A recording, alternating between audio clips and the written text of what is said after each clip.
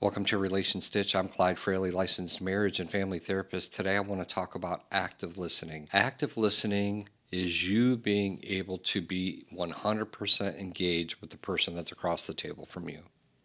In the context in which I'm thinking about is those one-on-one conversations where there needs to be a lot of empathy. And so I just want to give you a few tips on how to do that. And the first thing is you putting the focus off of yourself and putting it completely on the other person. And that can be really difficult to do, especially if that conversation is you and your partner working through conflict. All right. Now, if a friend or a family member or someone comes to you and they're going through something difficult, it's a little bit easier to focus on them. Maybe there was a loss or a breakup or something.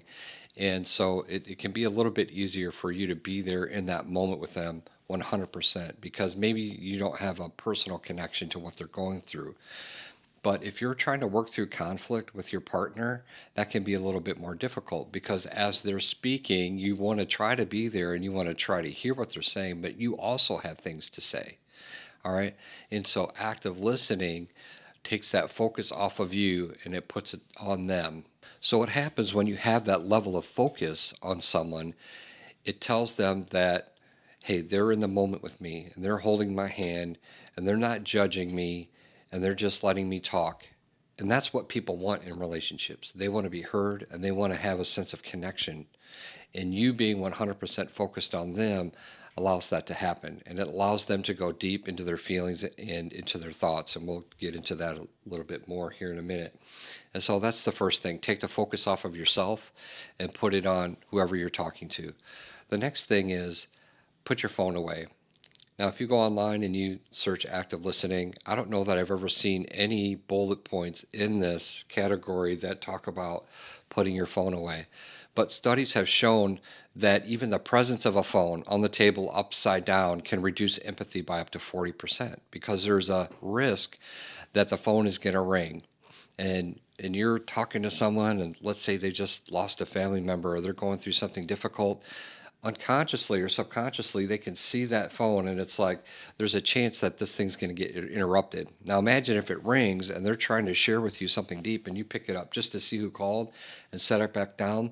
You've lost eye contact with them and you broke that engagement, and that could feel like rejection to some people, especially if they just went through a breakup and they want to feel like someone is connecting with them, and then you're in this moment and then all of a sudden you break and you go to your phone and then you come back. And that makes them feel like they're second place. So in therapy, I put my phone on airplane mode and I stick it in the drawer, and I actually encourage a lot of my clients to do the same thing. And most of them are mindful to do that. But just, for an hour, for however long you're with them, just put that away. Okay. That is not the time. Now, there may be other settings where it's appropriate, where you're talking to someone and you're helping them work through things. But if someone comes to you and it's that first or second conversation that you have with them and they're working through something really difficult, that's not the time.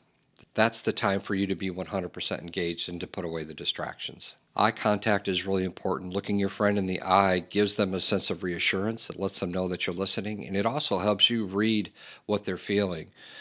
Because if something had just happened and they come to you and they want to talk about it, they're still sorting through that. And that can be a way for you to help them get there. So just being in that moment with them, connecting with them, and it shows confidence too. And so eye contact and body language is 93% of our communication, in fact, only 7% of the words. So they're conveying their message a lot.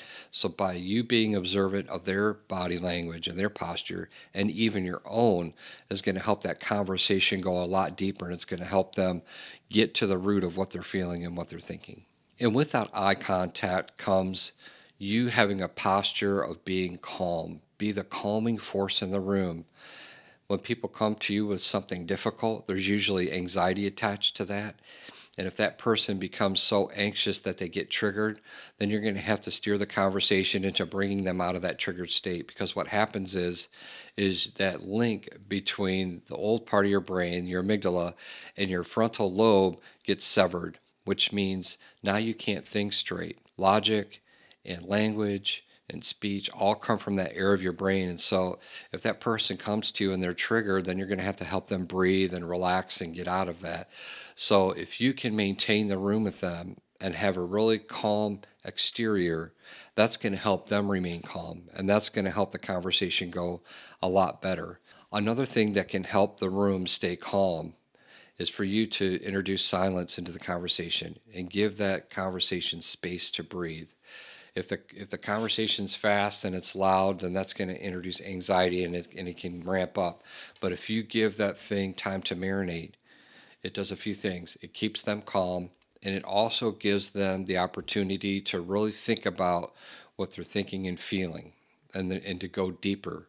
Now, it might be uncomfortable for you, but that's okay, because more than likely they're in their own thoughts, and so they're not as uncomfortable as you are in that space. Now, if it becomes too uncomfortable, if there's too much space there, what you can do is give minimal encouragers. And so that's another way to help them go deep. And what a minimal encourager is you just saying things like, yeah, I hear you. Really? Okay. That must be difficult.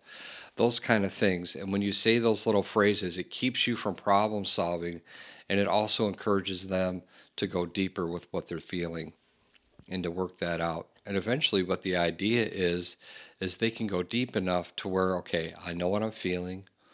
I kind of know what the situation is, and they can begin to problem solve on their own. And that keeps you from getting in there and making it about you. Because if you get in there, especially when they come to you for that first conversation and you start trying to problem solve, it can sometimes feel like you're making that situation about you. And so you don't want to do that, okay? Now, when you're with someone and you're a good active listener, you're building rapport with that person. And they may come back to you one or two other times to continue talking about that thing that they're going through. And in those settings, it can be more appropriate to maybe problem solve and brainstorm with them. But for that first one, most of the time, they just want to be heard and they just want to process things. Now, with the minimal encouragers, you can kind of ramp that up a little bit. And by being curious, you can ask open ended questions. Really? That's interesting. Okay. Tell me more about that. Don't use the how does that make you feel? That's kind of cliche, right? But the idea is to ask open ended questions for them to explore for themselves and for them to get to the conclusion for themselves. Well, I heard you say this and then you said that. How are those two things connected? And so, if you can lead them down that path with those questions by being curious, it can help them sort through that difficult thing that they're going through. The next one is having a non judgmental stance. The first time I heard the phrase unconditional positive regard, man, that was pretty cool because I finally heard someone put it into words of what I'd always felt. When you're talking with someone and you're trying to be in the moment with them, that's not a time for you to be judgmental. It's time for you just to be unconditionally positive and give them that regard. And the regard is I'm listening and I'm empathetic and I'm holding your hand. Now, it doesn't mean that you're justifying anything that they've done. It just means that you're there with them in the moment and you're helping them work through it. All right. So that non judgmental stance is really important. And also, 9 times out of 10, when someone messes up, they know they've messed up. And again, that first conversation isn't the setting for that. Now, again, you build rapport and you guys can maybe talk about that later on, or if they bring it up and they want to process it, of course, you can go ahead and do that. But to have a judgmental stance right off the bat is unproductive, all right? So the goal with active listening is for you just to be 100% engaged and taking the focus off of you, putting it on them, and using all these techniques so that they can go deep and so they can start working through that problem on their own.